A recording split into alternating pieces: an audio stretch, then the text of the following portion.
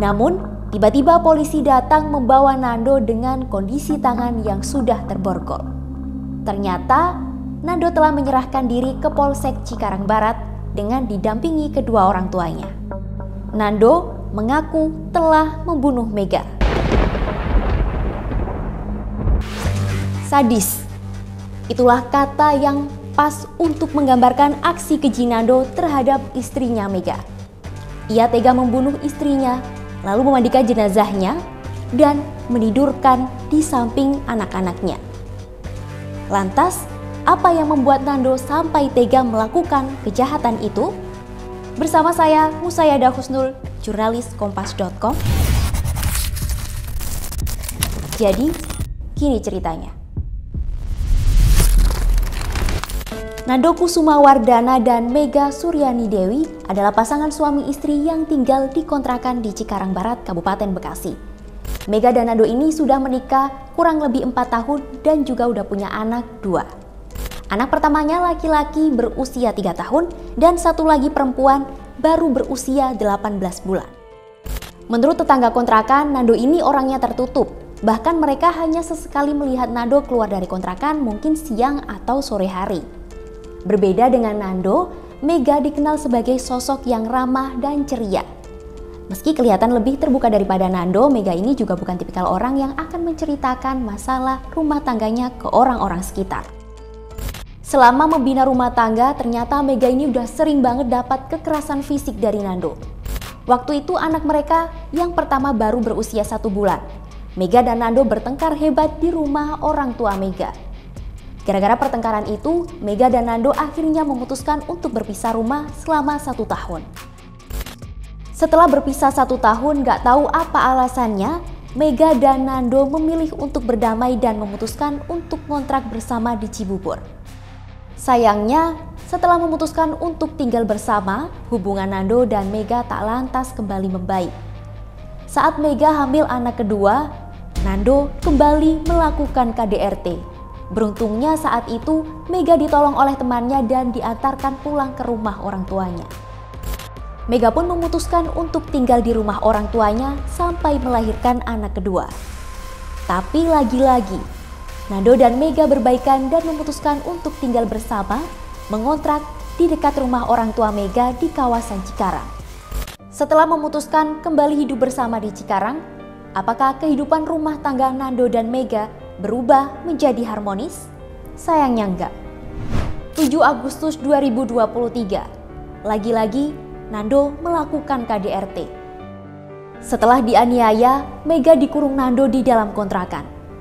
Saat itu, Mega hanya bisa merintih kesakitan dan meminta pertolongan. Ternyata rintihan Mega itu didengar tetangga kontrakannya. Tetangganya itu kemudian menelpon Bu Dewi pemilik kontrakan sekitar pukul 2 dini hari. Akhirnya Bu Dewi bukain pintu kontrakan Mega menggunakan kunci duplikat. Pas membuka kamar Mega, Bu Dewi kaget karena melihat luka lebam yang ada di dada Mega. Bu Dewi akhirnya menyarankan Mega untuk ke rumah sakit. Setelah beberapa kali mendapatkan perlakuan KDRT dari Nando, Mega akhirnya berani speak up di media sosial. Di media sosialnya itu, Mega menunjukkan beberapa foto-foto lebam akibat KDRT yang dilakukan Nando. Di postingan itu juga, Mega bilang kalau susah banget buat lepas dari hubungan yang gak sehat itu. Akhirnya Mega memutuskan untuk melaporkan Nando ke polisi. Mega juga mengumpulkan bukti-bukti termasuk hasil visum dan menyerahkannya ke unit PPA. Tapi laporan itu seolah-olah menguap begitu saja. Soal ini, polisi bilang sudah mengirimkan surat panggilan kepada Mega pada tanggal 21 Agustus 2023 ke rumah orang tua Mega. Namun, Mega tak menghadiri pemanggilan itu. Kemudian pada tanggal 28 Agustus, polisi kembali memanggil Mega melalui WhatsApp. Namun menurut polisi, Mega justru memberi kabar sudah berdamai bahkan tinggal lagi serumah dengan suaminya. Itulah yang membuat pihak kepolisian tak lagi melanjutkan kasus ini. Di sisi lain dari keterangan ibunda Mega yang bernama Linda, justru Nandolah yang mengirim pesan WhatsApp itu kepada polisi mengenai klaim dirinya telah berdamai dengan Mega. Padahal saat itu Mega masih ingin proses hukum tetap berlanjut. Menurut pakar hukum pidana Abdul Fikar Hajar, pihak kepolisian tak seharusnya memberhentikan kasus ini hanya karena salah satu pihak mengklaim telah berdamai. Karena KDRT merupakan tindak pidana bukan delik aduan, sehingga pihak kepolisian seharusnya tetap memprosesnya ke pengadilan. Perdamaian yang diklaim Nando itu sifatnya hanya bisa meringankan hukumannya saja.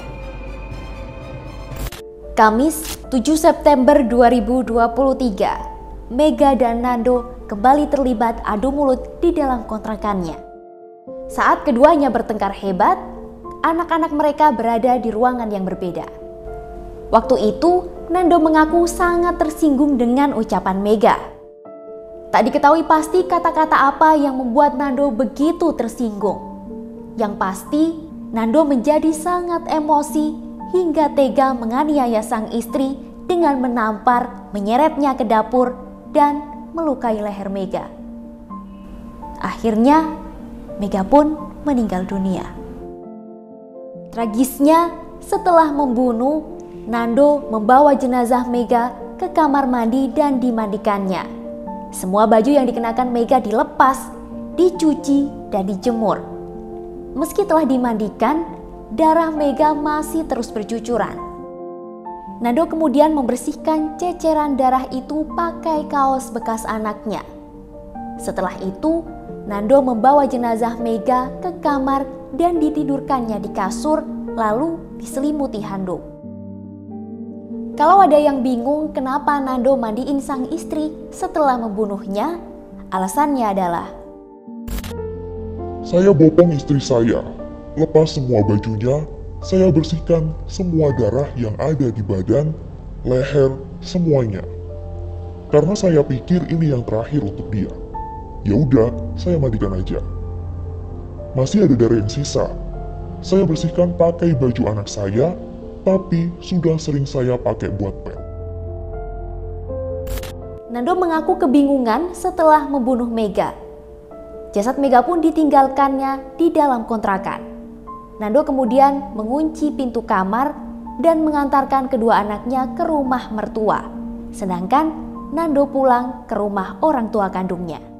8 September 2023, Ibunda Mega, Linda, menelpon nomor Mega untuk menanyakan kapan akan menjemput kedua cucunya itu. Tapi Mega tak kunjung menjawab telepon. Hingga pada akhirnya Nando lah yang mengangkat telepon dari sang ibu mertua. Saat itu Nando berbohong dan bilang kalau Mega sedang makan. Terus Linda nyuruh Nando untuk menjemput anak-anaknya. Tapi sampai pukul 1:30 dini hari, Nando ataupun Mega tak kunjung datang untuk menjemput kedua anaknya. Karena gak datang-datang, Linda akhirnya memutuskan untuk mengantarkan kedua cucunya ke rumah kontrakan Mega bersama dengan suaminya. Saat Linda sampai di rumah kontrakan anaknya, ia tak curiga sama sekali.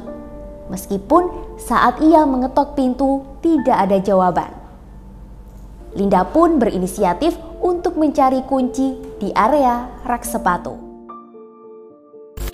Saat masuk ke kontrakan Mega, Linda begitu terkejut dan hanya bisa terdiam melihat kondisi anaknya yang terbujur kaku ditutupi handuk sampai sebatas leher.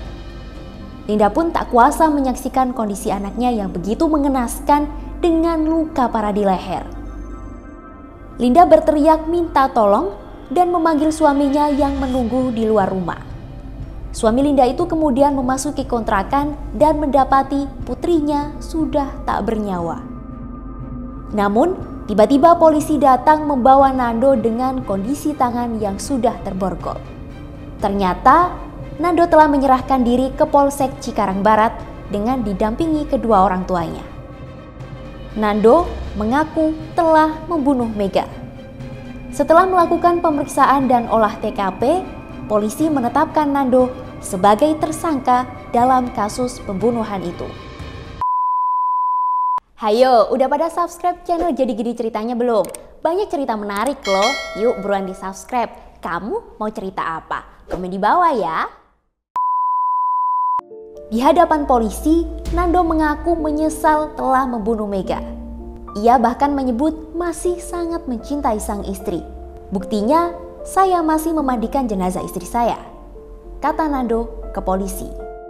Namun, nasi sudah menjadi bubur. Nando tetap harus mempertanggungjawabkan perbuatannya itu di hadapan hukum.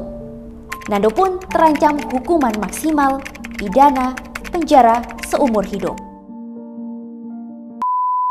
Sekian cerita kali ini, semoga mendiang Mega mendapatkan tempat terbaik di sisinya.